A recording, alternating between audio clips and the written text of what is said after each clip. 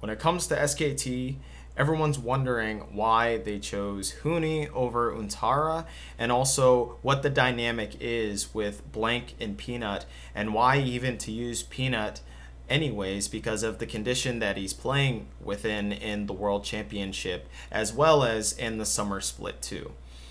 And I don't think a lot of analysts have covered this because it seems to delve more into the psychological aspect and also to think about the characters of these specific players and how that personality and both play style mesh with the SKT roster as it is now. Now with Huni, he has very, very high highs, and even his average performance is better than most top laners, right, within the world.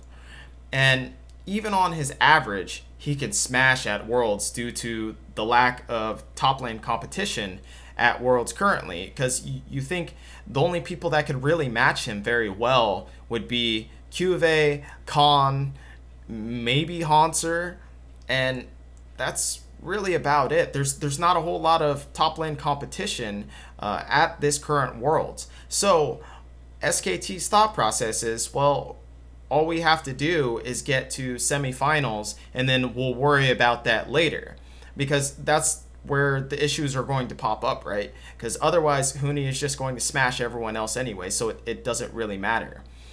And SKT knew it was going to come down to either Longzhu or Samsung Galaxy, and Unatara just isn't strong enough to gain an advantage from the top lane from these strong competitors. So that's basically the whole reason of why you would want to bring Huni in the first place, because I mean, they know they can't win the championship with Unatara, but they do have this chance with Huni, however small it may be, and however much that they have to change their playstyle in order to play around Huni.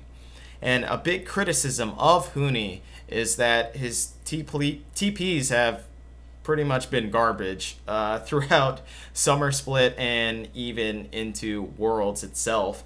And this allows for the bot lane to fall behind as well. So it affects the whole map of SKT.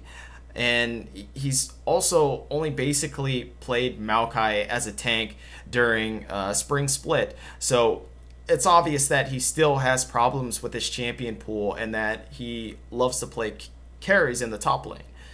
And if you just look at the stats, I don't think it does justice for Huni himself, because I mean, he's played such a small sample size. It's hard to take the stats seriously. With Unatara, he played 37 games, and then Huni played 18 games in the Summer Split. So he literally played half of Unatara's pool size. So it's very hard to judge the stats between these two players. And then you have the whole, well, what games did they specifically play in? And so I don't think stats are a real good justification of why to bring Unatara over Huni.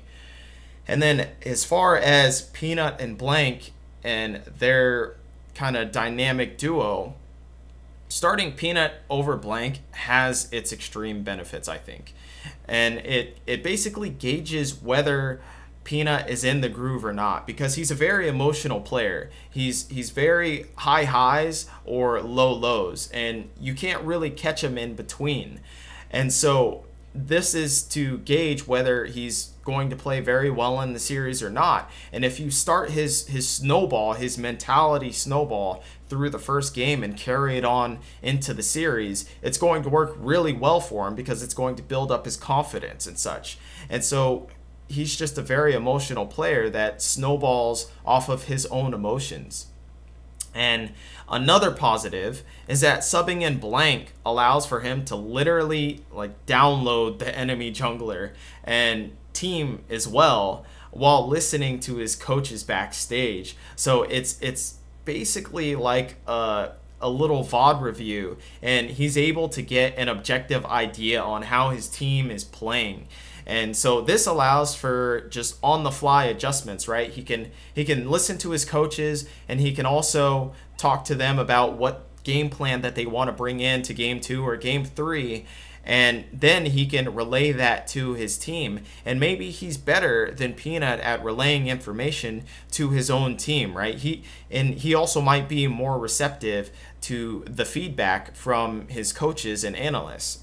And likewise, Peanut just might be more prone to cracking under pressure and letting his emotions get the better of him. So after losing, a game or so and getting the information, maybe in the middle of a series and blank starts first, he's already nervous and getting this information. He doesn't know how to process it or to dish it out into his team to help them play better as a whole team.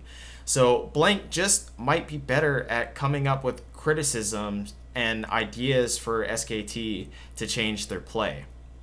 And if you think about Peanut as a player, he's been a big carry and shot caller in the Rocks Tigers. And as they would rotate, they would cover his invades and plays and then play off of his hyper aggression, right? If he invaded into the jungle, then Smeb would also play towards him as well and get the lane pushing, or mid lane would also get the lane pushing so that he can invade too. And so they would play this risky style, but it would work because the whole of Rocks Tigers would play around him. So this play style doesn't really mesh well with the play style that SKT is used to, which is Bengi doing the mid control, and then blank, he also plays a style of between control and aggression too. So he's kind of like in the middle, the hybrid between Peanut and Bengi. And so this just doesn't work too well for SKT most of the time because they play around the mid lane so much. And so you have to kind of get those that aggression out of the gate from Peanut in the beginning, see if he's on fire or not, and then go from there as the series progresses with Blank's insight on how both teams interact with each other as they go head to head in a best of 5. So that's what I think about the whole SKT roster dynamic, and I just don't think a lot of people have covered it because they're looking more at the macro plays or the micro plays of this specific team, but they aren't thinking about the psychological aspect of the roster and the personalities and how they mesh together as well.